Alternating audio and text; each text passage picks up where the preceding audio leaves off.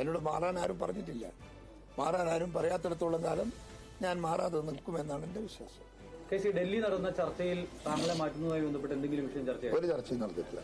താങ്കളുടെ അനാരോഗ്യം ആണ് പ്രശ്നം? അതൊന്നും നടന്നിട്ടില്ല. അങ്ങനെ ഒരു ചർച്ചയും നടന്നിട്ടില്ല. അനാരോഗ്യം ഉണ്ടെന്ന് കേസിന് തോന്നുന്നുണ്ടോ? എനിക്ക് തോന്നുന്നില്ല. എനിക്ക് അതുകൊണ്ടെങ്കിൽ മരുന്ന് കഴിക്കുമല്ലോ. ഇപ്പോൾ ഈ ഡൽഹിയിൽ ദേശീയ അധ്യക്ഷനും അതുപോലെ തന്നെ കോൺഗ്രസിന്റെ ഏറ്റവും സമ്പന്ന നേതാവായ രാഹുൽ ഗാന്ധിയുമായി അങ്ങ് ചർച്ച നടത്തുന്നു. മണിക്കൂറുകൾ നീണ്ട ചർച്ച നടത്തുന്നു. കേരളത്തിന്റെ രാഷ്ട്രീയമാണോ ചർച്ച ചെയ്തത്? കേരളത്തിലെ ഒരു നേതൃമാറ്റമാണോ ചർച്ച ചെയ്തത്? കേരളത്തിന്റെ രാഷ്ട്രീയം, വരാൻ പോകുന്ന local body election, assembly, parliament.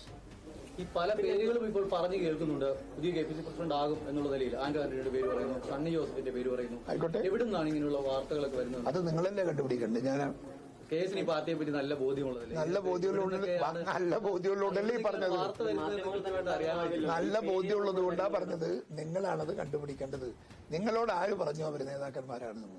അത് നിങ്ങളല്ലേ കണ്ടുപിടിക്കേണ്ടത്. ഇങ്ങനെ ഒരു ചർച്ച നടക്കുമ്പോ ഇനിയിപ്പോ കേസിനോട് മാറാൻ ഹൈക്കമാൻഡ് ആവശ്യപ്പെട്ടിട്ടില്ലെങ്കിൽ പാർട്ടിയെ ദുർബലപ്പെടുത്തുന്ന ഈ ചർച്ച അവസാനിപ്പിക്കാൻ ഹൈക്കമാൻഡ് തന്നെയല്ലേ ഇടപെടുന്നത്? അങ്ങനെ ഒരു പരാതിയുണ്ടോ? അത് ഹൈക്കമാൻഡോട് ഞാൻ ആവശ്യപ്പെടാം. കേരളത്തിൽ നിന്നും സംഘടനാ ചുമതലയുള്ള AICC അങ്ങനെ പരാതിയുണ്ടോ? അല്ല, അങ്ങനെ ചെയ്യുന്നത് ശരിയല്ലല്ലോ. നമ്മുടെ പാർട്ടി പ്രവർത്തകന്മാരെ ദുർബലരാക്കൂലേ? അങ്ങനെ ഒരു പ്രചരണം ശരിയല്ല. ഹൈക്കമാൻഡിനെ സംബന്ധിച്ചിടത്തോളം ഈ പ്രചരണം അവസാനിപ്പിക്കാൻ ഹൈക്കമാൻഡ് തീരുമാനമെടുത്താൽ അത് ഇംപ്ലിമെന്റ് ചെയ്യും.